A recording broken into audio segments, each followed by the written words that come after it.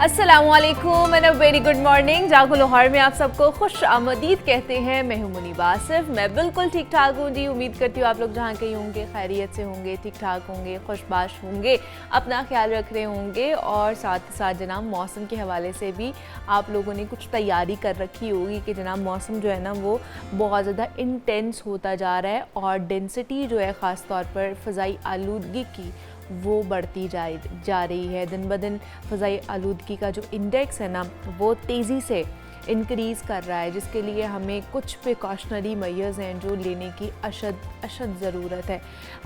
On the other hand हुकूमत पंजाब हमारी जो इंतज़ामिया है वो तो अपने इंतज़ामात जो है वो तैयारियां पूरी कर रही है ताकि इस फ़ज़ाई आलूदगी के ऊपर या जैसे ही आना शुरू हो जाएगी, सर्दी आना शुरू हो जाएगी तो ये फॉग की शक्ल, स्मॉग की शक्ल इख्तियार कर जाएगी। जब फॉग भी आएगी तो इसका एक मिक्सचर हो जाएगा और अभी भी यही सूरत हाल हमें देखने को मिलती है। तो उसके लिए वो तो अपनी तैयारियां कर ही रहे हैं। क्रैकडाउन्स भी किए जा रहे हैं, वो चाहे गाड़ियों से रिलेटेड हो, भट्टों से रिलेटेड हो या फिर बाकी जो कि अवामिल इसमें पेश आते हैं उसके हवाले से वो कार्रवाइयाँ कर रहे हैं, क्रैकडाउन्स कर रहे हैं। लेकिन एज कह लें कि इंडिविजुअल यहाँ पर बतौर शहरी हमारी भी तो कुछ ज़िम्मेदारियाँ बनती हैं कि हम अपने माहौल को साफ़ सुथरा रखने के लिए कुछ इक़दामात उठाएं। अगर नहीं भी ज़्यादा आप कर सकते हैं तो सिर्फ एक चीज़ कि अपनी जो गाड़ी है ना उसकी मेंटेनेंस अच्छी रखें। कि आप देखें कि आपकी जो गाड़ी है वो काला धुआं तो नहीं छोड़ रही है। अगर वो ऐसा कर रही है, उसकी मेंटेनेंस नहीं आपने करवाई है तो उसकी मेंटेनेंस करवा लें। और बाहर जाने से अगर गैर ज़रूरी आप बाहर निकल उससे थोड़ा सा गुरेज करें। बाहर जाते हुए मास्क का लाजमी इस्तेमाल करें। आँखों की एलर्जी बहुत ज़्यादा लोगों को हो रही है क्योंकि बाहर ज़्यादा जो स्मॉग है या इसको कह सकते हैं फ़ज़ाई आलूदगी बढ़ रही है तो बच्चों की आंखों में बहुत ज़्यादा, मेरे घर में बच्चे जो हैं वो आंखों के इन्फेक्शन में बहुत ज़्यादा मुब्तला हुए हैं। तो इसलिए बच्चे ख़ास तौर पर जब बाहर जाएँ उनको बोलें कि जब वो अगर बाइक पर आप उनको छोड़ने जा रहे हैं या वैसे छोड़ने जा रहे हैं सुबह स्कूल के टाइम तो उनको ग्लासेस ज़रूर उनको लगाएं। ये छोटी छोटी सी चीज़ें होती हैं जनाब जिनसे हम अपनी सेहत को बेहतर कर सकते हैं और इन्हीं छोटी छोटी नेग्लिजेंस की वजह से हमारी सेहत जो है वो कॉम्प्रोमाइज़ होना शुरू हो जाती है। तो ये 2-3 चीज़ें हैं। एक तो आपने फ़ज़ाई आलूदगी का ख्याल रखना है, दूसरा डेंगू से भी बचने की कोशिश करें, वायरल इन्फेक्शन से बचने की कोशिश करें और आज का शो ज़रूर देखें ताकि आपको पता चल सके कि ये फ़ज़ाई आलूदगी कितनी कह लें कि हमारे लिए मुज़रे सेहत है और इससे बचना कैसे और कौन कौन सी बीमारियां इससे लाहक हो सकती हैं और उनका इलाज क्या है। तो वो सेगमेंट भी आपने हमारा ज़रूर देखना है। लेकिन अभी आगे बढ़ते हैं। जिस तरह मैं अपने आगाज़ में बात करी थी कि जनाब फ़ज़ाई आलूदगी बढ़ती जा रही है और इस फ़ज़ाई आलूदगी की वजह से जैसे आज भी हम पहले नंबर पर रहे फ़ज़ाई आलूदगी में। हमारा जो लाहौर शहर है वो पाकिस्तान के शहरों में पहले नंबर पर फॉल कर रहा है जिसमें फ़ज़ाई आलूदगी बहुत ज़्यादा है। 400 से भी इंडेक्स हमारा आगे चला गया है और इसकी वजह से हमारी जो सांस की बीमारियां हैं वो बहुत ज़्यादा होती जा रही हैं। एक तो लोगों को हो रही हैं और दूसरे जो इसमें ऑलरेडी हैं जिनको सांस की बीमारियां हैं, जो मरीज़ हैं, उनकी कंडीशन वर्स्ट हो जाती है इस तरह के माहौल के अंदर। तो उन्हें क्या कह लें कि एहतियाती तदाबीर करनी चाहिए और इस फ़ज़ाई आलूदगी की वजह से, इस स्मॉग की वजह से जिसमें हम सांस ले रहे होते हैं, इसकी वजह से हम जो एक नॉर्मल पर्सनस हैं या सेहतमंद लोग हैं वो कितना बीमारियों का शिकार हो सकते हैं और कौन कौन सी बीमारियों का शिकार हो सकते हैं उस पर हमने बात करनी है। और उस पर बात करने के लिए प्रोफेसर डॉक्टर मोहम्मद इरफान मलिक साहब हमारे साथ स्टूडियोज़ में मौजूद हैं जो कि पल्मोनोलॉजिस्ट हैं और साथ ही साथ उन्हें एक और एजाज़ से भी नवाजा गया है। उसके लिए भी डॉक्टर साहब को हम जो है ना वो कॉन्ग्रेचुलेशन बोलते हैं। डॉक्टर साहब आपको वेलकम कहते हैं जागो लाहौर में। कैसे हैं आप? ठीक ठाक हैं? अल्हम्दुलिल्लाह। आप सुनाइए क्या हाल है? मैं बिल्कुल ठीक ठाक। सब आपको एडवाइज़र पोस्ट जो है वो बना दिया गया है, इंटरनेशनल एडवाइजर, हाँ वो बना दिया गया पाकिस्तान का। तो मुबारक हो आपको बहुत बहुत। एक और एजाज़ आपके नाम है सबके लिए। हाँ हम सबके लिए, बल्कि पूरा पाकिस्तान को रिप्रेजेंट आप कर रहे हैं इस चीज़ को लेकर। तो माशाल्लाह अच्छा लगता है कि हमारे पाकिस्तान जो है ना वो कहीं ना कहीं किसी चीज़ में तो आगे बढ़ता जा रहा है ना। तो ये जो आजकल हम इसमें भी बढ़े हैं, फ़ज़ाई आलूदगी में भी आज हमारा लाहौर शहर बढ़ा है, पहले नंबर पर हम फॉल कर रहे हैं। बाहर की सूरत हाल हमारे सामने है और आपके पास कितने गेस्ट मैं कहूँगी कि आ रहे हैं इस चीज़ को लेकर के जनाब हमें मसला हो रहा है सांस का। देखिए कितने साल हो गए और हम इस चीज़ को लेके चल रहे हैं। जो मेरा शेड्यूल होता है ना हाँ। वो ये अक्टूबर से लेके जो जनवरी फरवरी तक है ना वो मीडिया के साथ अटैच हो जाता है। उससे पहले जो होता है वो कम होता है, फिर ये काम होना शुरू हो जाते हैं रिपीटेडली। लेकिन ये है कि अब कुछ एक्टिविटीज़ ऐसी हैं जो मैं जिक्र करूँगा जिससे थोड़ी सी सेटिस्फेक्शन हमें हो रही है। अच्छा, ओवरऑल पेशेंट जो है वो सडन बढ़े हैं, फिर बढ़ना शुरू हो गए हैं। और उसमें एक तो अर्ली, क्योंकि ज़रा विंटर भी स्टार्ट हो गया, ये भी फैक्टर है। और जब विंटर आता है तो वायरल इन्फेक्शन बढ़ जाती हैं, फिर स्मोक ऑन राइज हो गया है। और पूरी दुनिया में इस वक्त लाहौर जो है वो सेकंड नंबर पे है। पूरी दुनिया में सेकंड नंबर, पाकिस्तान में पहले नंबर पे है। हाँ जी। और पूरी दुनिया में जो टॉप पे है वो इस वक्त इंडिया का एक शहर है जो 489 के साथ टॉप पे है। तो बीच में हमारा डिफरेंस रह गया है। तो ये ऑलरेडी इस पे इतनी बात हो चुकी है कि ये आता क्यों है, इसके फैक्टर क्या हैं। तो बदकिस्मती से ये हमारा दिया हुआ गिफ्ट है हमारी अगली जनरेशन को। ये हमारा 5th वेदर है जिसको हम पिछली एक डिकेड से ज़्यादा देख रहे हैं। और इससे होने वाले बीमारियां क्या हैं और क्या ये भी बीमारियां जनरेट हो रही हैं, ये भी जनरेशन हम अब देखना शुरू हो गए हैं। स्मोक की वजह से जिस्म पर सबसे पहले और सबसे जो फौरी असर होता है वो क्या है? देखें, जो एरिया हमारा एक्सपोज होता है, स्टार्ट फ्रॉम द स्किन, और आप अगर आंखों में देखें तो आपको एक अजीब सी चुभन होना शुरू हो जाती है। और हम लोग तो थोड़े से हैबिचुअल हो जाते हैं। हमारा कोई रिलेटिव अगर बाहर से आए ना, ऐसी जगह से जिसमें स्मोक नहीं है, तो वो उसके लिए तो बड़ा ऑकवर्ड होता है। बल्कि रिसेंट पास्ट में एक हमारा आउटसाइड एक डेलीगेशन आया हुआ था। अभी पिछले दिनों एक एक्टिविटी हो रही थी, तो वो अपने होटल से बाहर नहीं निकल रहे थे। वो कहते कि यार इतनी ज़्यादा हमें ये इरिटेशन आइज़ में और थ्रोट में, नोज़ में शुरू हो जाती है। We are not habitual. So ये जो ऑर्गन है आपके आँखें, नाक, कान, गला, ये सबसे पहले एक्सपोज होते हैं। तो आपको इची थ्रोट होना शुरू हो जाता है, स्नीजिंग, छींकें आना शुरू हो जाती हैं, पानी आंखों से निकलना शुरू होता है, चुभन होना शुरू हो जाती है। तो ये तो एक अर्ली साइन होते हैं। और ये इसके अंदर पोल्यूटेंट है जिससे हमें ये पता लगता है कि हम स्मोक में रह रहे हैं।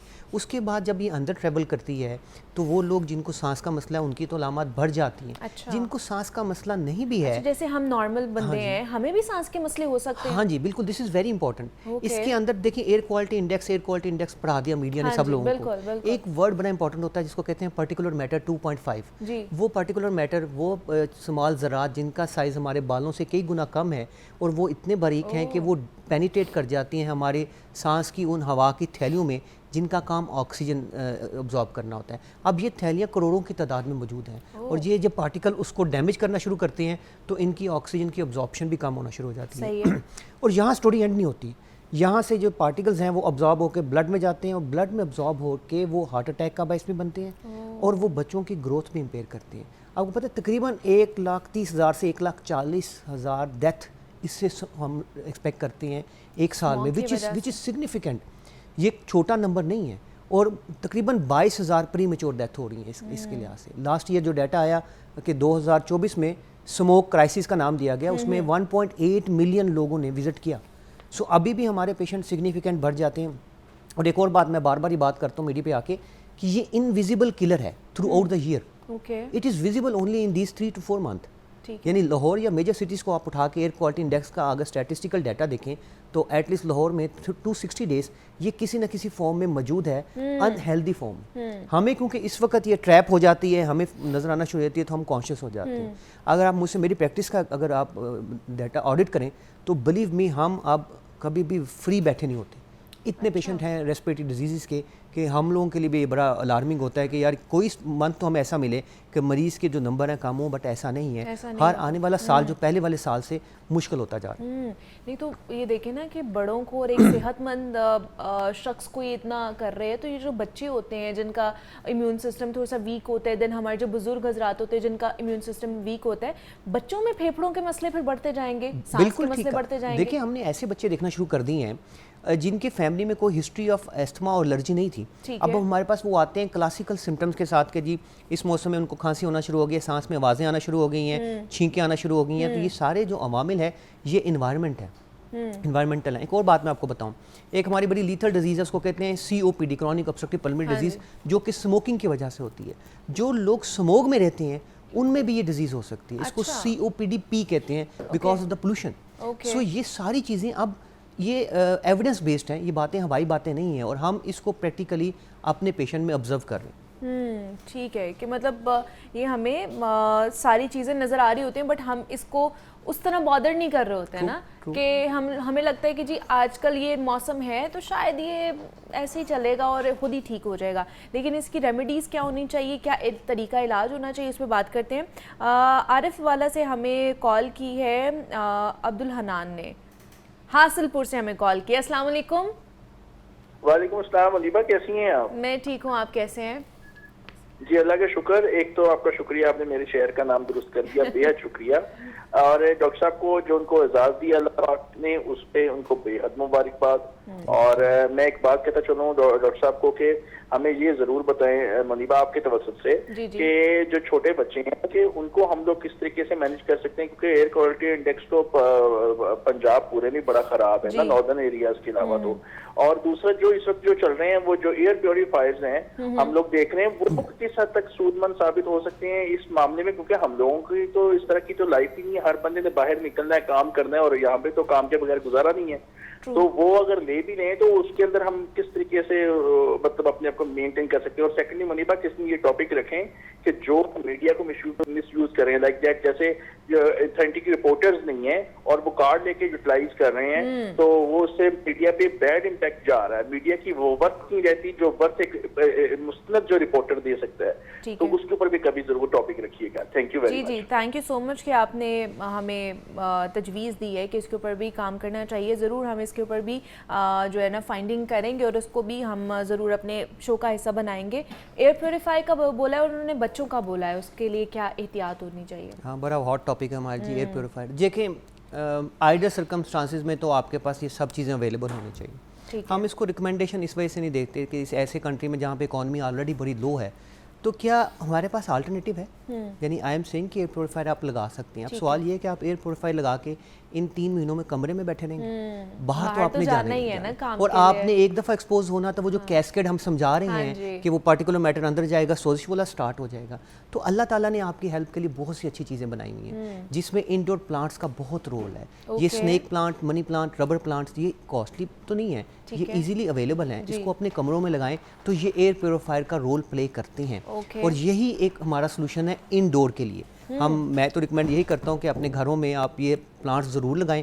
एक तो ये आपको वैसे भी एक ज़िंदगी का एहसास दिलाते हैं, दूसरा आपकी स्ट्रेस को भी कम करते हैं। कोई काम ना हो तो बंदा उसको सही करता रहता है। ठीक है, सो ये एयर प्योरीफायर 100% जी बिल्कुल, ये एविडेंस बेस्ड बात मैं कर रहा हूँ। तो आप एयर प्योरीफायर लगा लें if you have no issue with the cost, because ये बहुत कॉस्टली है।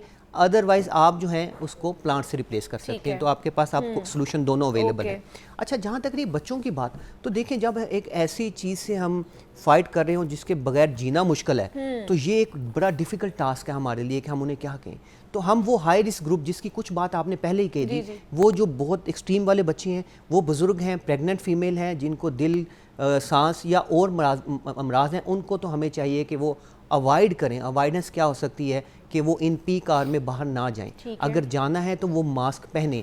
ये हैबिट देखें, हमें कोविड ने किसी हद तक तो हमारा ये बैरियर ब्रेक कर दिया और मास्क हम पहनना शुरू हो गए, तो मास्क पहनना तो मुश्किल नहीं है। अच्छा, ये मास्क एक प्रॉब्लम है जो कवर करता है। मैंने आपको बताया कि आईज से भी ये जा सकता है, तो आपको इसको भी कवर करना चाहिए, ग्लासेस पहनने चाहिए, यहाँ से भी अब्जॉर्प्शन हो रही है। तो मास्क और ग्लासेस के साथ आप बाहर निकल रहे हैं, वापस आ रहे हैं तो अपने एक्सपोज्ड एरिया को साफ कर रहे हैं, हाइड्रेशन जो है उसको बेहतर रखें।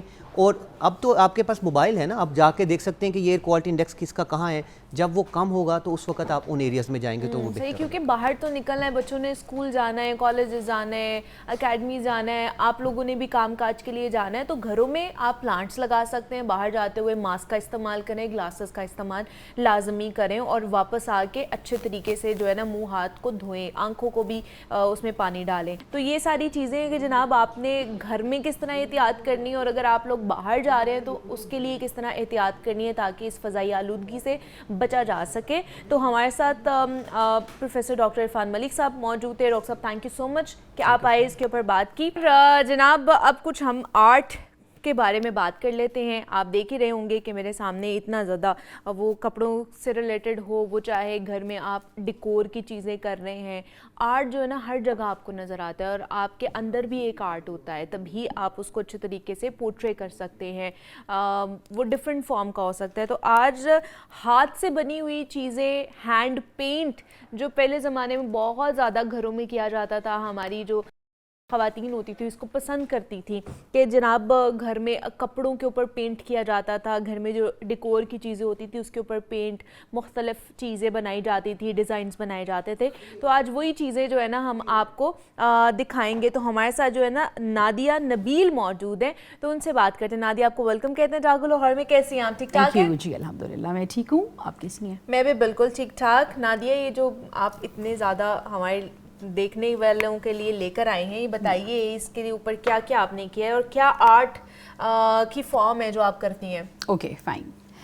इसमें आप मेरे हैंड पेंटेड ड्रेसेस देख रही हैं, ठीक है, विद द एम्बेलिशमेंट। इनमें कुछ फॉर्मल हैं, कुछ कैजुअल भी हैं, और जीन्स के ऊपर भी आपको वर्क नज़र आएगा। आपको ग्रिप के ऊपर भी दिखेगा, सिल्क पे भी दिख रहा है। इसमें यहाँ कुछ हैंड पेंटेड मेरे खुद के बनाए हुए पॉट्स भी हैं, और यू कैन सी जी, मतलब ये सारे आपने खुद ही बनाए हैं सारी चीजें? ऑल बाय, ठीक है, यस, ऑल डन बाय मी। सही है। मतलब आप फैब्रिक के लिए भी करते हैं और साथ ही साथ जो घर में डेकोर के लिए चीजें होती हैं। एक्चुअली मेरा खुद का हाँ एक क्लोथिंग ब्रांड है, अच्छा, जिसको हम रन कर रहे हैं 10 इयर्स से। ओके, ठीक है जी जी। सो उसमें ये होता है कि स्पेशलिटी जो है वो ये कि हाथ की बनी हुई चीजें जो हैं वो ज्यादा डिमांड की जाती हैं। एंड हम चाहेंगे कि साथ साथ आप जो है ना हमारे देखने वालों को बताएं भी और ये दिखाएं भी कि आपकी जो चीजें हैं उसके ऊपर किस तरह आपने बनाया, क्या क्या चीजें हैं। और मुझे याद है कि आपकी ज्यादातर जो आप बनाती हैं या पेंट करती हैं उसमें आप पीकॉक को बहुत ज्यादा रखती हैं, है ना? इसमें पेलिकन्स भी नजर आएंगे आपको, मुझे याद आ गया है कि मिलेंगे। इससे पहले भी हम नादिया से बात कर चुके हैं और नादिया का काम देख चुके हैं, तो मुझे याद आ गया है कि जो पीकॉक है ना नादिया का वो फेवरेट है मेरे ख्याल से। जो है वो पेलिकन्स, बर्ड्स,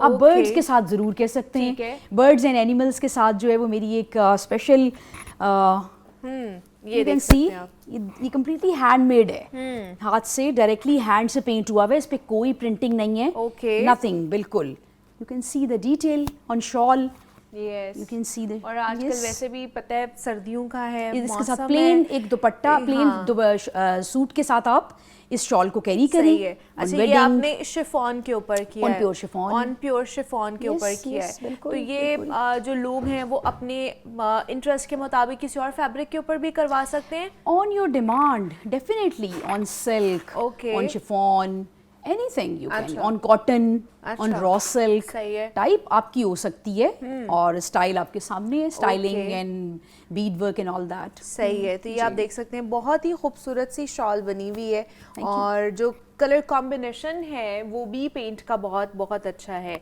ठीक है, इसके अलावा फिर ये आपने शर्ट्स के ऊपर भी किया हुआ है? शर्ट्स पे भी है, हाँ बिल्कुल। ठीक है, बिल्कुल ये इसको डायरेक्टली ये कैन सी द, इसमें एक क्वीन है विद द रॉयल एक ज्वेलरी मोटिव इसके साथ पेंट कर दिया गया है। एक स्लीक सा वर्क, एक डेलिकेट सा वर्क। ठीक है, मतलब कि आप इसको अच्छे तरीके से कहीं पर भी वेयर कर सकते हो। बिल्कुल वेयर कर सकते हैं आप पार्टी में, बिल्कुल एनी फंक्शन, बिल्कुल। और ये भी आप देख सकते हैं लिटिल फॉर्मल, यस। ठीक है, ये थोड़ा सा फॉर्मल की तरफ चला गया कि इसके ऊपर उन्होंने बहुत डिटेल, इस पे जो पेंट किया है उसके बारे में बता सकती हूँ? जी जी श्योर। ये बहुत 18th सेंचुरी के जो म्यूजियम में रखे गए ज्वेलरी आर्ट पीसेज हैं, जो नहीं मिल सकते हमें कभी भी, उनसे इंस्पिरेशन लेके मैंने इस मोटिव को पेंट किया हुआ है इसके ऊपर। ठीक है, वेरी नाइस। इस पे अपने ही हमने खुद ट्रेडिशनल सिर्फ स्टोन्स, गोटा वर्क एंड मोती ये सब लगवा के इसको, मतलब ये थोड़ा सा वो फॉर्मल में चला गया है ना। आप कहीं पे बर्थडेज पे पहन के जा सकते हैं, मेहंदी पे, माइयों पे, और इस तरह का कोई इवेंट है तो आप उसमें भी पहन कर जा सकते हैं। ठीक है, इसके अलावा जीन्स के ऊपर भी आपने काम किया है? पे आया, बिल्कुल। ठीक है जी, ये आप देख सकते हैं कि ये जैकेट है, जीन्स डेनिम आजकल बहुत ज्यादा चल रहा है ना, तो वो डेनिम के ऊपर भी उन्होंने आर्ट वर्क किया हुआ है, वेरी प्रिटी। ठीक है, ये जी ये देख सकते हैं आप। तो ये खुद करती हैं आप सारा काम? सारा खुद करती हूँ, सारा खुद ही करती हैं? बिल्कुल। ये एक एक ऑब्वियसली स्टिचिंग और वो चीज वो तो आपने घर लेना है, एम्बेलिशमेंट के लिए भी आपको एक करना है, but the sample designing, painting, उसके पीछे जो एक थीम होता है, everything I'm doing, yes। क्या बात है, वेरी नाइस। तो अभी सर्दियां आ रही हैं, तो उसके लिए क्या कुछ नया सोचा है आपने बनाने के लिए? बिल्कुल आ रहा है। वॉर्म के ऊपर भी हम वॉर्म कलर्स में अब इस वक्त प्ले करेंगे, जिनमें मरून, ब्लैक ऑलवेज है, डार्क ब्लू की तरफ जाएंगे। ठीक है, सम में उसमें ऑकर येलो आएगा फिर से, और उसमें फिर ज़रा ब्राउन की टोन्स आएंगी, एंटीक ब्राउन के साथ प्ले करूँगी, सी ग्रीन के साथ चल रहा है जो वेदर को, जो उस वेदर को, समर विंटर्स को जो है ना ज़्यादा इनहांस खूबसूरती से सामने ला सकें, तो we are doing on it. ये सब कर रहे हैं। कितने साल हो गए नादिया आपको करते हुए सारा? अगर आप प्रोफेशनली पूछेंगे, स्टडीज तो हो गए अब मोर देन 25 इयर्स। अच्छा, ठीक और है। अगर आप पेंट और इसके बारे में करेंगी तो इतने ऑलमोस्ट 20 इयर्स से ये चल रहा है। ये एक्सपीरियंस वक्त के साथ ही, ऑब्वियसली हाँ, ये आता है वक्त के साथ साथ, वक्त के साथ साथ फॉरेन से तो नहीं हो सकता बिल्कुल कि आप इसको। True, that's true. ठीक है, वेरी नाइस कि इसको जो है वो कंप्लीट उसमें फ्लावर्स और जो है ना वो पेटल्स बनाई जा रही हैं। ठीक है, very nice. I am doing, thank you. ठीक है, और साथ ही साथ आप ये थोड़ा सा बता दें कि किस तरह के जो पेंट्स हैं जो यूज़ किए जा रहे हैं? यूजुअली जो है मीडियम मेरा वो एक्रेलिक है। एक्रेलिक पेंट्स के साथ मैं इसकी डिटेल्स जो है वो ज़्यादा निकालती हूँ और पेंट करती हूँ। आई एम डूइंग, बिल्कुल। ठीक है, ये इसके ऊपर एक्रेलिक पेंट लगाया गया है। Yes. अच्छा, ये हम साथ साथ ये भी थोड़ा सा बताएं, जो ब्लैक वाला आपने बनाया है वाज, तो इसके ऊपर आपने माशाल्लाह अल्लाह लिखा हुआ है। जी बिल्कुल। तो ये आप बताई थी कि आपने 1000 टाइम लिखा हुआ है। 1000 टाइम डिफरेंट साइजेस के साथ इसको 1000 जो है वो मैंने नाम कंप्लीट किए हैं। 1000 बिल्कुल, बिल्कुल जी। ठीक है, तो ये एक इसको बनाते हुए पूरा कितना टाइम लगता है आपको? Time taking definitely. कैलीग्राफिक हर चीज़ का एक डिफरेंट होता है। अगर आपने फ्लोरल करना है वो उसके डिफरेंट टाइमिंग्स हैं। अगर आपने कैलीग्राफी करनी है तो उसके टाइमिंग्स ऑब्वियसली डिफरेंट होंगे। आपको देखना पड़ता है साइज़ को और उस चीज़ को, ब्रश की वो स्टाइलिंग को देखना पड़ता है कि जो कौन सा फॉन्ट लगा रहे हैं आप, तो उसके accordingly it's depend on, it depends कि आप किस तरह का डिज़ाइन बना रहे हैं, डिटेलिंग कितनी ज़्यादा है। ठीक है जी, ये डिफरेंट चीज़ें हैं जो कि नादिया ने आपके साथ और हमारे साथ शेयर की हैं, और वो साथ साथ अपना कंप्लीट भी कर रही हैं। साथ साथ उन्होंने बताया भी है कि किस तरह के कलर्स यूज़ किए जाते हैं, किस तरह का डिज़ाइन होता है, और आप जो है वो कस्टमाइज़ भी इन चीज़ों को करवा सकते हैं। आप अपने कह लें कि पसंद का कोई भी डिज़ाइन बना सकते हैं, वो कपड़ों से रिलेटेड हो, वो चाहे इस तरह के अगर आपने डेकोरेशन पीसेस बनाने हैं।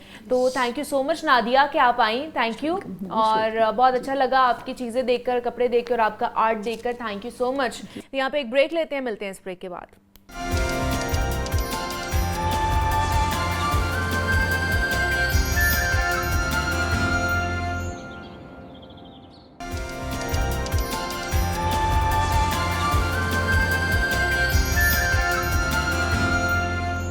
वेलकम बैक टू जागो लाहौर। जनाब, कुछ अब स्मॉग के हवाले से बात कर लेते हैं। और स्मॉग आपको पता है कि बाहर क्या सूरत हाल होती जा रही है, और उसकी वजह से उसको कंट्रोल करने के हवाले से जो हमारी ज़िले इंतज़ामिया है, हमारे इदारे हैं, पंजाब हुकूमत है, वो भी इक़दामात उठा रही है, इंतज़ामात कर रही है ताकि इसको कंट्रोल में लाया जा सके।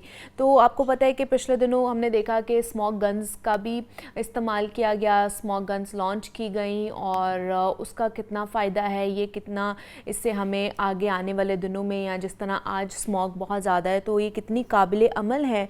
इसके अलावा इसके असरात कितने देर पा कायम रहते हैं, इस पर बात करेंगे मज़ीद। और जो महकमा माहौलियात है हमारा, वो किस तरह के इनिशिएटिव ले रहा है ताकि इस स्मॉग को, इस फ़ज़ाई आलूदगी को कंट्रोल किया जा सके।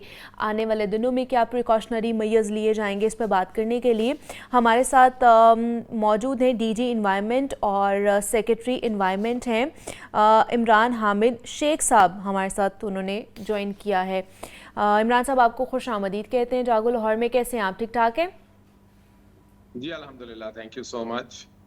इमरान साहब, आज का जो एयर क्वालिटी इंडेक्स है लाहौर शहर का, वो हमारे सामने भी है, आपके सामने भी है, और आज हम नंबर 1 पर मौजूद हैं। अगर पाकिस्तान में बात की जाए तो लाहौर शहर फ़ज़ाई आलूदगी में नंबर 1 पर है, और पूरी दुनिया में देखा जाए तो दूसरे नंबर पर हम फॉल कर रहे हैं। क्या कहेंगे, क्या वजह है कि इतनी ज़्यादा फ़ज़ाई आलूदगी बढ़ती जा रही है लाहौर शहर के अंदर? देखिए, अगर हम स्मॉग की या एयर क्वालिटी की बात करें तो ये हमें सबसे पहले ये समझना पड़ेगा कि हम किस रीजन के अंदर रह रहे हैं। ये जो पूरा रीजन है, इसको इंडो गंजेटिक प्लेन कहा जाता है, जिसमें ये 7 ममालिक हैं, इंडिया, पाकिस्तान, बांग्लादेश, नेपाल, भूटान, ये सारे ममालिक जो हैं, और ये सारे के सारे ममालिक एक एनवायरनमेंट को शेयर करते हैं। अब जिस तरह आपने देखा कि कल इंडिया के अंदर जो है वो दिवाली थी, और न्यू दिल्ली का जो एयर क्वालिटी इंडेक्स है वो 1000 को क्रॉस कर गया था। कल तकरीबन 1200-1300 पे मुख्तलिफ जो इंटरनेशनल वेबसाइट्स हैं वो रिपोर्ट कर रही थी, क्योंकि वहां पे मैसिव फायरवर्क्स हो रहे थे। और अगर आप इंटरनेशनल डेटा देखें इस वक्त विंड की मूवमेंट का, तो ईस्टर्न कॉरिडोर खुला हुआ है कल से, यानी हवाएं मशरिक से मगरिब की तरफ आ रही हैं। और अब जैसे जैसे ये दिल्ली का एयर क्वालिटी इंडेक्स वापस आना शुरू हुआ, क्योंकि हवा उधर से अब वो लाहौर की तरफ आ रही है, तो हम यहाँ पे सारी अपनी एक्टिविटीज जो कि ह्यूमनली पॉसिबल है हम कर रहे हैं। क्या कर रहे हैं, मतलब क्या प्लान बी क्या है हमारे पास में, माहौलियात के पास क्या प्लान है जिसकी वजह से इसको कंट्रोल किया जा सकता है? बिकॉज वहाँ से तो अब हवाएं इस साइड पर आएंगी, अब यहाँ पर भी एयर क्वालिटी इंडेक्स बढ़ता जाएगा दिन ब दिन। जी, बहुत अच्छा क्वेश्चन किया आपने। देखिए, हम हर वो एलिमेंट, हर वो कॉज, हर वो वजह जो कि हवा की क्वालिटी को खराब करने का बाइस बनती है, हम उसके खिलाफ कार्रवाइयां कर रहे हैं।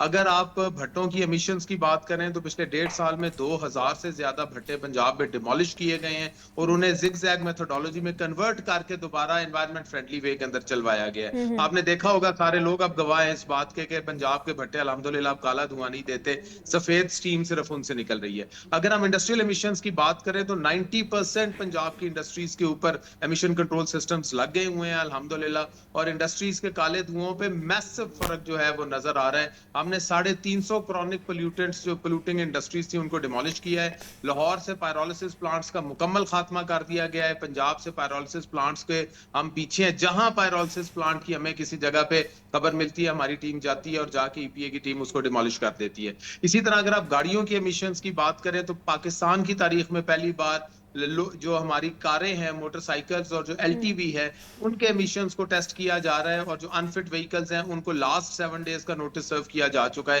कि वो 7 डेज के अंदर अपनी ये ठीक करवा के अपनी करवा लें, अदरवाइज उनकी गाड़ियां उनके घरों में इंपाउंड कर दी जाएंगी। लाइकवाइज जो एचटीवी है जिन्होंने विक्स सर्टिफिकेशन नहीं करवाई है, बसें और ट्रक्स जो हैं, उनको भी 7 दिन का नोटिस दिया जा चुका है। 1 नवंबर के बाद आपको कोई ऐसा ट्रक, कोई ऐसी बस सड़क पर चलती हुई नजर नहीं आएगी जिसकी विक्स सर्टिफिकेशन जो है वो नहीं होगी। वो पंजाब में दाखिले की इजाजत और पंजाब में चलने की इजाजत उसको नहीं होगी। इसी तरह दीगर भी अगर आप ये बात करते हैं, अगर हम सर्दियों में कुकिंग्स की बात करते हैं, क्योंकि ये बारबेक्यूज और ये सारा का सारा एक ओपन किचन हर दूसरी गली मोहल्ले के अंदर लगा होता है, तो उसके धुएं को भी ठीक करने के लिए हमने जो है वो सक्शन हुड्स की जो है वो एक इंस्ट्रक्शन जारी की है कि उस पे भी सक्शन हुड लगे ताकि उस धुएं का जो कार्बन और जो सल्फर कंटेंट है उसको भी फिल्टर किया जा सके। लेकिन तो इमरान साहब, गाड़ियों का जो खास तौर पर व्हीकल्स एमिशंस हैं वो कहते हैं जी 80 to 85% इनका अहम रोल है। इनका जो धुआं है वो फिजा को ख़राब कर रहा है, हमारी पोल्यूशन को ख़राब कर रहा है। तो गाड़ियों के हवाले से कोई स्पेसिफिक जो पॉलिसी बनाई गई हो आप लोगों की तरफ से, इदारे की तरफ से, ताकि उनको एक कह लें कि बेहतर तरीके से वो हमारा जो माहौल है वो हमारे सामने आए? बिकॉज जो फिटनेस सर्टिफिकेट है, बहुत सी ऐसी गाड़ियां हैं जो कि सही भी नहीं है लेकिन उनके स्टिकर्स उनके जो है ना वो सामने लगे हुए हैं स्क्रीन के ऊपर, धुआं वो मुजरे सेहत दे रही है। देखिए, जहां तक आपने बात की कि 80 to 85% की जो गाड़ियों की बात है, ये वाकई ऐसी स्टडीज हैं 2022-2023 में। लेकिन मैं आपको ये बताना चाहूंगा कि अब 1 साल में, जो कि पिछले 2024 तक हमारे पास फजाई आलूदगी को मापने के सिर्फ 3 आलात थे पूरे पंजाब में, और वो 3 भी सिर्फ लाहौर में लगे हुए थे। लिहाजा ये जितनी स्टडीज हैं ये सारी की सारी उन सिर्फ 3 आलात को सामने रख के की गई हैं। अब अल्हम्दुलिल्लाह पिछले 1-1.5 साल के अंदर गवर्नमेंट ने इस पे मैसिव इन्वेस्टमेंट की है। इस वक्त हमारे 41 एयर क्वालिटी मॉनिटरिंग स्टेशन जो है वो अप एंड रनिंग है, चल रहे हैं। 1-1.5 महीने तक इनकी नंबर 60 तक पहुंच जाएगा और उसके बाद 100 तक हम पहुंचा देंगे। इस वक्त पंजाब का जो सबसे बड़ा मसला, अब चूंकि हमारे पास डेटा आ गया हुआ है तो मैं कॉन्फिडेंस से आपको बता सकता हूँ, वो फ्यूजिटिव डस्ट है, यानी कि वो मट्टी जो कि अंडर कंस्ट्रक्शन रोड से, अंडर कंस्ट्रक्शन साइट से निकली। आप खुद भी लाहौर में रहती हैं, आपको पता है कि हम एक डस्टी शहर है, we are a very dusty city. हर तरफ जिधर आप घर में भी एक आधा दिन अगर आप डस्टिंग नहीं करेंगे तो आपको अपनी मेज कुर्सी के ऊपर डस्ट की एक लेयर नजर आती है। तो अब हमारी जो असल जंग है ट्रांसपोर्ट की, जहां तक बात है उसमें कोई शक नहीं है कि उसके ऊपर जहां तक हमने कंप्लीट स्ट्रेटजी बनाई है। जो लाइट ट्रांसपोर्ट व्हीकल्स हैं उनके लिए अलहदा स्ट्रेटजी है और उस पर काम हो रहा है, और हैवी ट्रांसपोर्ट व्हीकल्स के ऊपर अलहदा काम हो रहा है। लेकिन इसके साथ साथ अब आपने देखा होगा कि डस्ट को कंट्रोल करने के लिए गवर्नमेंट गवर्नमेंट ऑफ पंजाब ने फॉग कैनन्स जो हैं वो इंट्रोड्यूस कराई हैं, एंटी स्मोक गन्स हैं जो कि 15 की तादाद में इस वक्त लाहौर की मुख्तलिफ शहरों के, लाहौर शहर की मुख्तलिफ सड़कों पे वो चलती हैं। और जहां जहां पर भी मट्टी और डस्ट आपको फजा के अंदर नजर आती है ज्यादा, क्योंकि मॉनिटरिंग स्टेशन हमारे लाहौर में 15 से ज्यादा मकामात पर लगे हैं, वो डस्ट की सप्रेशन कर रही है। तो ये कितनी है जो स्मोक गन्स हैं, चले ये तो एक अच्छा इनिशिएटिव है कि पंजाब हुकूमत ने लिया है कि फिल फॉर डिफरेंट इनिशिएटिव्स हमें लेने चाहिए कि कोई भी काम आ सकता है और इसको कंट्रोल किया जा सकता है। स्मोक गन्स का उसको लॉन्च किया गया, ये कितना काबिल अमल है स्मोक गन्स, और इसके असरात कितने लॉन्ग टर्म हैं? बिकॉज कुछ एक्सपर्ट्स से जब हमारी बात होती है, इन्वायरमेंट एक्सपर्ट से, वो कहते हैं जी एक टाइम पे तो वो स्मोक गन्स चल के उधर जब वो करेंगी, स्प्रे करेंगी पानी का, तो उस टाइम तो चले एयर क्वालिटी इंडेक्स थोड़ा सा नीचे आ जाएगा, लेकिन जब वो वहाँ उस सड़क से या उस इलाके से चली जाएंगी, वहाँ पर दोबारा से व्हीकल्स आना शुरू हो जाएंगी, ट्रांसपोर्ट ट्रैफिक आना शुरू हो जाएगी और एयर क्वालिटी इंडेक्स दोबारा से बढ़ना शुरू हो जाएगा। देखिए, जहां तक आपने बात की है ये जो स्मोक गन्स की एफिकेसी की, तो दुनिया के अंदर इस वक्त डस्ट सप्रेशन का इससे बेहतर निजाम मौजूद नहीं है। मैं आपको ये बिल्कुल क्लियरली बता रहा हूँ। मैं अप्रिशिएट करता हूँ लोगों को कि लोग इसको क्रिटिकली एनालाइज कर रहे हैं, और हम हर तरह की जो एडवाइस है या हर तरह की जो जिसको कह लें उसको हम वेलकम करते हैं ताकि चीजें बेहतर हो सकें। लेकिन अगर कोई भी शख्स आपको इस वक्त दुनिया की मैं बात कर रहा हूँ कोई टेक्नोलॉजी बता दे जो कि डस्ट सप्रेशन के लिए रखी गई है, आप चाइना की बात करें, आप अमेरिका की बात करें, आप कनाडा की बात करें, हमने पूरी रिसर्च, एक रिसर्च एंड डेवलपमेंट विंग है ईपीए पंजाब का जिसने ये सारी रिसर्च की, और उसके बाद हमने देखा है कि पूरी दुनिया में इस वक्त डस्ट सप्रेशन की जो टॉप नॉच टेक्नोलॉजी है वो ये फॉग कैनन्स है। और जितने भी एक्सपर्ट्स हैं वो इस बात को मानते हैं। बल्कि अब तो आपको खुशी होगी कि पाकिस्तान के अंदर यूईटी के प्रोफेसर्स ने ये, अभी तो हमने ये इंपोर्ट किए हैं, यूईटी के प्रोफेसर्स ने इंडिजिनस स्मोक गन्स जो हैं वो बनाना शुरू कर दी हैं इसके सारे रिजल्ट्स देख के। और एक पूरी मार्केट है जो कि अब पाकिस्तान में डेवलप हो रही है, ताकि ये फॉर एग्जांपल जैसे क्रशिंग साइट्स हैं जहाँ पे बार बार डस्ट जो है वो आ रही होती है, इसी तरह अंडर कंस्ट्रक्शन साइट्स वगैरह उनकी सप्रेशन के लिए। यस, एक बात से मैं 100% एग्री करता हूं कि हमें सिर्फ डस्ट सप्रेशन तक महदूद नहीं रहना चाहिए, बल्कि उसका जो सोर्स है उस सोर्स को जरूर खत्म करना चाहिए। जैसे फॉर एग्जांपल अगर किसी जगह पे कच्ची सड़क है तो सड़कों के साइडों पे जो किनारे हैं उन पे आप, चीफ मिनिस्टर पंजाब ने हिदायत कर दी है CNW डिपार्टमेंट को कि फौरन सड़कों के जो किनारों पे जो मिट्टी पड़ी होती है उसमें जो है वो पेवर्स लगाना शुरू करें, ताकि ये है कि वो पेवमेंट से वो मिट्टी सप्रेस होना शुरू होगी। तो दोनों एंगल्स पे काम हो रहा है, एक तरफ सोर्स की रिडक्शन पे काम हो रहा है, जहां जहां डस्ट है अंडर कंस्ट्रक्शन साइट्स की SOPs पे हम फॉलो कर रहे हैं। आपने देखा होगा लाहौर के में जगह जगह जो अंडर कंस्ट्रक्शन प्लाजे बन रहे हैं उनके ऊपर हम मिस्ट स्प्रिंकलिंग सिस्टम्स लगवा रहे हैं और उनकी साइडों पे पर्दे लग रहे हैं, और वो EPA का एक आपको बोर्ड भी लगा हुआ बाहर नजर आता होगा कंप्लायंस का। इसी तरह और ये पंजाब के मुख्तलिफ शहरों में अब ये सड़कों के ऊपर जो है वो भी नीचे एक स्प्रिंकलिंग और ये सारा निजाम चलेगा, और उसके साथ फिर फॉग कैनन भी चलेगी। तो एट सोर्स मिटिगेशन भी जरूरी है, लेकिन एट सोर्स मिटिगेशन चूंकि 100% नहीं हो सकती, ह्यूमनली पॉसिबल नहीं है, लिहाजा जो डस्ट हवा में जाएगी उसको सप्रेस करने के लिए फॉग गन्स की मौजूदगी बहुत जरूरी है। तो इमरान साहब, रवा साल कितने आपने गाड़ियां बंद की हैं? उनमें प्राइवेट कितनी गाड़ियां थी, उनमें गवर्नमेंट की कितनी गाड़ियां थी जो कि उनको बंद किया गया है इस बिना पर? देखिए, अगर हम इस क्रैकडाउन की बात करें तो इसमें अगर हम एग्जैक्ट फिगर्स की बात करें तो ये सैकड़ों गाड़ियां बनती हैं, और इसके अंदर गवर्नमेंट की भी गाड़ियां शामिल हैं और प्राइवेट गाड़ियां भी शामिल हैं।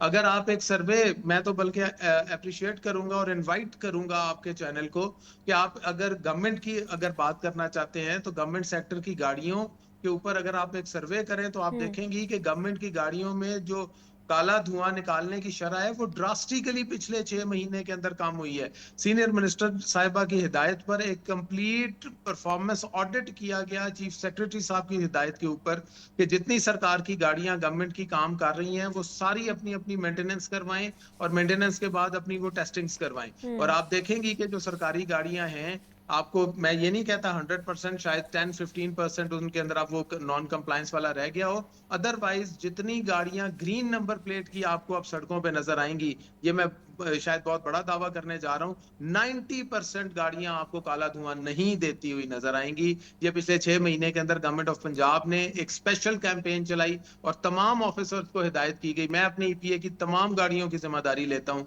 कि ईपीए की कोई गाड़ी भी जो है वो इस वक्त ब्लैक स्मोक इमिट नहीं कर रही है। इसी तरह दीगर महकमे भी जो हैं वो इसके ऊपर काम कर रहे हैं। 10-15% यकीनन एक, क्योंकि डीजी साहब हमने तो, क्योंकि आपका भी मौकिफ लेना होता है, फिर शहरियों का भी मौकिफ लेना होता है, क्योंकि शहरी फिर, क्योंकि हमारे जो आउटडोर प्रोग्राम्स होते हैं वहाँ पर हमारे जो एंकर्स होते हैं, टीम जब जाती हैं तो वो गिला करते हैं कि जी हमारी गाड़ियों को तो बंद कर दिया जाता है, क्रैकडाउन किया जा रहा है और जुर्माना किया जाता है, लेकिन जो गवर्नमेंट की गाड़ियाँ होती हैं उन्हें ऐसे ही जाने दिया जाता है, वो खुल्लम खुल्ला फिर रही होती हैं सड़कों पर। तो बस यही मकसद था जो हमने आपके साथ ये सवाल किया और आपसे पूछा है कि उनको भी इस क्रैकडाउन का हिस्सा बनाया जा रहा है कि नहीं बनाया जा रहा।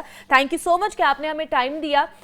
इमरान हामिद शेख साहब हमारे साथ मौजूद थे, डीजी माहौलियात हैं, और माहौल के हवाले से हम बात कर रहे थे कि किस तरह के इनिशिएटिव्स लिए जा रहे हैं माहौलियात का जो हमारा इदारा है उसकी तरफ से। यहाँ पे एक ब्रेक लेते हैं, मिलते हैं इस ब्रेक के बाद।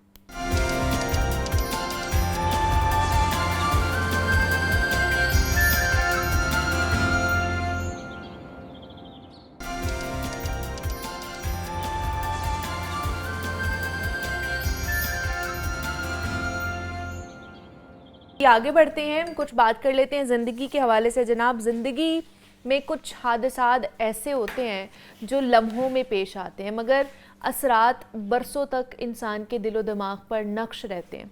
कुछ लोग बज़ाहिर ठीक नज़र आते हैं, मुस्कुराते भी हैं, लोगों से मिलते भी हैं, मगर अंदर से टूट चुके होते हैं। रातों की नींदें उड़ जाती हैं, मामलाते ज़िंदगी मुतासर होते हैं, छोटी छोटी बातों से खौफ ज़दा हो जाते हैं, गुस्सा आ जाता है और बेचैनी बढ़ जाती है उनकी। आखिर ये होता क्यों है, ये कैफियत क्या है, और एक वाक़या इंसान की पूरी ज़िंदगी को क्यों बदल कर रख देता है? तो आज हम इसी के ऊपर बात करने जा रहे हैं कि मसला क्या है और इसका हल क्या है। तो इस पर बात करने के लिए हमारे साथ स्टूडियो में डॉक्टर अली अजमल मौजूद हैं और उनसे बात करना है हमने पोस्ट ट्रॉमेटिक स्ट्रेस डिसऑर्डर के हवाले से। डॉक्टर अली, आपको वेलकम कहते हैं जागो लाहौर में। कैसे हैं आप? ठीक ठाक हैं? Fine, thank you. डॉक्टर साहब, ये डिसऑर्डर क्या है, पोस्ट ट्रॉमेटिक स्ट्रेस डिसऑर्डर, ये क्या होता है और क्यों होता है ये?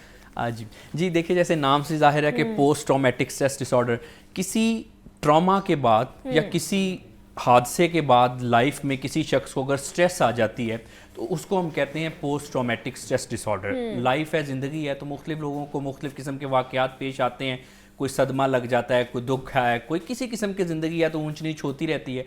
अब जब वो वाक़या हो गया, किसी के साथ कोई बुरी चीज़ हो गई, वो वाक़या तो हो के गुजर गया, लेकिन उस वाक़ये के असरात जो हैं वो इंसान के ऊपर रहते हैं, नेगेटिव असरात जो होते हैं। अब वो आम तौर पे कुछ लोगों को सारी उम्र याद रहते हैं। वो वाक़या जो होता है वो है ना कि कहते हैं कि कोई किसी के बिछड़ने से मर नहीं जाता मगर ज़िंदा रहने के अंदाज़ बदल जाते हैं।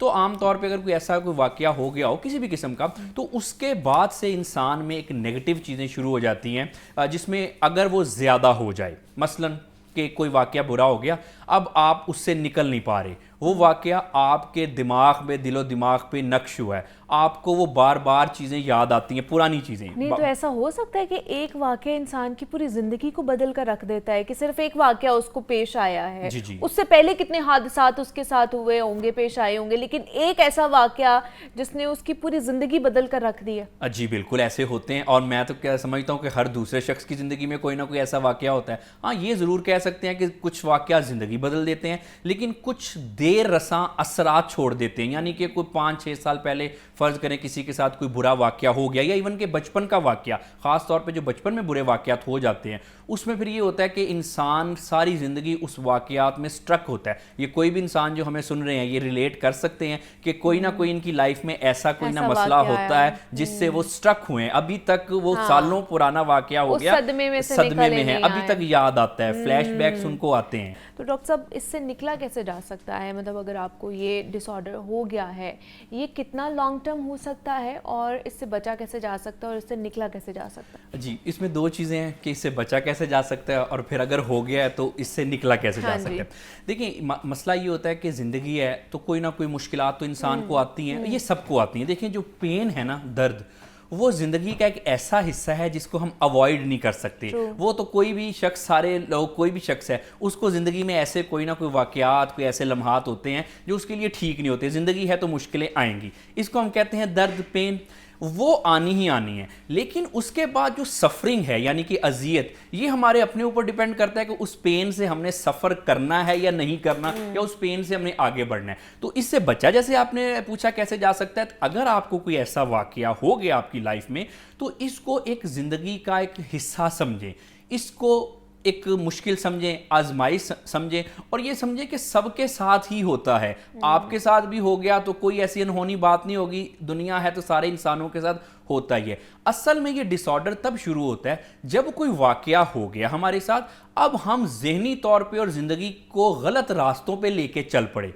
उसमें क्या हुआ कि उसमें आमतौर पे फिर ऐसा हम करते हैं कि हम उस वाकये में कहीं ना कहीं स्ट्रक होके रह जाते हैं। वैसे आजकल जो PTSD वैसे तो मुख्तलिफ वजूहात से होता है, किसी लव वन की डेथ हो जाना, या कोई जॉब का मसला हो जाना, कोई एग्ज़ाम में फेल हो जाना, या कुछ इस तरह के कुछ इत्तिसाल वगैरह हो जाना, PTSD होता है। लेकिन आजकल ना नौजवानों में जो PTSD है वो बहरहाल आजकल माशरे में आम मिलता है कि ये कुछ ब्रेकअप्स के बाद भी उनको PTSD हो जाता है। अब इशू ये है कि बहरहाल मुझे अपने नौजवानों की इस्लाह के लिए, माशरे की बेहतरी के लिए ये बात करनी पड़ेगी।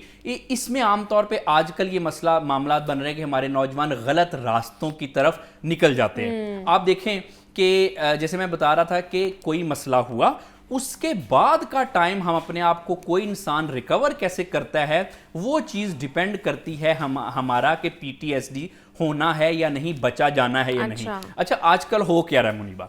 आजकल आपने ये अक्सर हमने सुना है, वैसे मुझे ये बात करनी तो नहीं चाहिए लेकिन नौजवानों की इस्लाह के लिए, इस्लाही पर्पस के लिए कर रहा हूँ। आजकल देखें ना, ये ब्रेकअप्स वगैरह भी तो बहुत हो रहे हैं ना, और फिर ब्रेकअप्स के बाद लड़कियां क्या कर रही हैं, जिम जा रहे हैं। अच्छा, अब हाँ जिम जा रहे हैं, और फिर ना ख्याली पुलाव पका रहे हैं, ये एक दिन इतना बड़ा बन जाऊंगा, इतनी बड़ी बन जाऊंगी कि वो देख देख के मुझे पछताएगा, इतना ये जिम कर लूंगा वगैरह वगैरह। अच्छा, अब इससे PTSD हो रहा है। अब देखें कि मैं आपको बताऊं कि ये कोई, वैसे तो जिम जाना अच्छी बात है, मैं खुद भी जाता हूं, लेकिन ये जो ब्रेकअप के बाद खास तौर पे जिम जाते हैं ना, इससे बच्चों को PTSD हो रहा है। अच्छा, एग्जैक्ट, जी बिल्कुल। आप देखें कि बहुत सारे हमें ऐसे किस्से मिलते हैं। मैं आपको अपने एक बचपन का किस्सा सुनाऊं। मैं FSC तब कर रहा था, तो मेरे साथ एक मेरा क्लास फेलो, वो मैट्रिक में बाय द वे मुझसे ज़्यादा उसके मार्क्स थे।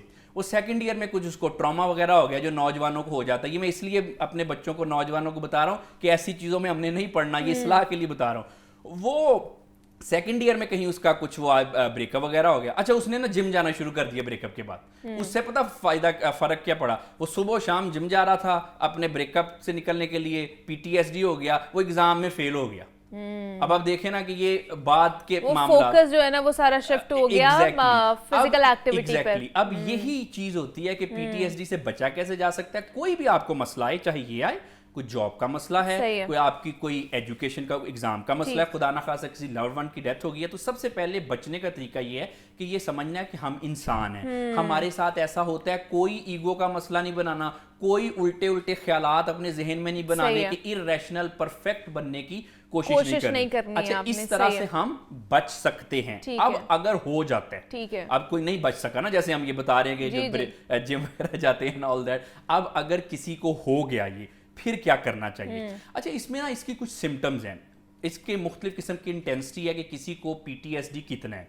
आमतौर पे होता ही है कि कुछ लोगों को जब ट्रॉमा लग जाता है, साल गुजरते रहते हैं, लेकिन वो शख्स जहनी तौर पे वहीं पे फंसा रहता है। वो 3 साल पहले, 4 साल पहले, अच्छा बाय द वे बाद वक़्त ऐसा भी हो जाता है कि खुदा न खासा किसी के पेरेंट की कोई डेथ वगैरह होगी, जो कि नॉर्मल है, दुनिया का दस्तूर है, सब जो आए हैं उन्होंने जाना ही है। तो कुछ एक नॉर्मल फेज होता है, कुछ देर इंसान जो है गम करता है, वो बड़ा नॉर्मल है। लेकिन कुछ लोगों का ये लंबा हो जाता है, 2-2, 3-3 साल, या फिर किसी को खुदा न खासा कोई डिवोर्स वगैरह हो गई है, वो भी एक पेनफुल तो है। लेकिन जब इंसान इसको लंबा करता रहता है तो फिर होता क्या है, PTSD हो जाता है। फिर क्या होता है कि इंसान को ख्यालात आने शुरू हो जाते हैं। अच्छा, पुराने वाले, साल गुजर गए, 3, 4, 5 साल गुजर गए, दिमागी तौर पे इंसान अभी भी वहीं पे खड़ा है। वही ख्यालात आ रहे हैं, मैंने क्या गलत किया था, मुझसे क्या गलत हो गया, ऐसा हो गया था, वैसा कर सकता था। लेकिन क्या ये जो बार बार लोगों को डरावने ख्वाब आते हैं या फिर मामूली बातों पर ही चिड़चिड़ापन या घबराहट होना शुरू हो जाती है, ये भी इसकी निशानियां हो सकती हैं? इसी की निशानी है। देखिए इसमें ना सिम्टम्स हैं, जैसे कि एक सिम्टम की हमने बात की कि इंसान ज़हनी तौर पे वहीं पे स्ट्रक रहता है, ख्यालात बार बार आते हैं, वो जो पुराने गुजरे हुए लम्हे हैं वो याद आते हैं, सामने आते हैं। उसके बाद ये तो हो गया दिमाग का, सोच का, फिर बिहेवियर में भी फर्क पड़ता है, चिड़चिड़ा हो जाता है। इसकी एक्सट्रीम फॉर्म पे डरावने ख्वाब आना शुरू हो जाते हैं। रातों को आमतौर पे बहुत सारी लड़कियां कंप्लेन करती हैं, चीखती हैं उठ के। ये खासतौर पे लड़कियों में ज़्यादा सिम्टम पाई जाती हैं डिवोर्स वगैरह के इस तरह के मामलात के बाद। उसके बाद फिर क्या होता है कि जैसे ख्वाब आना ये एक्सट्रीम फॉर्म है, मिजाज बदल जाता है, छोटी सी बात बर्दाश्त नहीं होती, बर्दाश्त की कमी, गुस्सा आना, मूड का चिड़चिड़ापन हो जाना, किसी काम में फोकस ना होना, उसके अलावा अपना सेल्फ कॉन्सेप्ट खराब हो जाना, फजूल की बातों में टाइम जाया करते रहना। किसी ने छोटी सी बात कर दी, वो इतनी बड़ी बात हमें लगती है, सोचते रहते हैं कहीं मैंने तो नहीं गलत किया था, कहीं ये तो नहीं हो गया, वो तो नहीं हो गया। तो ये सारी की सारी PTSD की सिम्टम्स हैं। लेकिन कोई किसी एक शख्स में इनमें से कोई सिम्टम्स हो सकती हैं, कोई दो सिम्टम, किसी में और हो सकती है। अगर ये एक्सट्रीम फॉर्म में हो जाए तो फिर ऑब्वियसली ये सारी सिम्टम्स जो हैं होती हैं। अच्छा। इसकी ऐसी मिसाल ये है कि जिंदगी गुजर रही है लेकिन एक बोझ सर पे लाद के इंसान चलता जा रहा है, ऐसा लगता है कि जैसे अलामती तौर पे जंजीरों में जकड़ा हुआ है, चल फिर रहा है लेकिन एक बड़ा एक बोझ उठा के चल रहा है। कि अपनी फिजिकल एक्टिविटी इन्वॉल्व करें उसके अंदर। अगर आपको कभी ऐसा फील होता है कि अब दिल नहीं कर रहा कुछ करने का, तो अपने आप को मोटिवेट करके कुछ ना कुछ करें जरूर,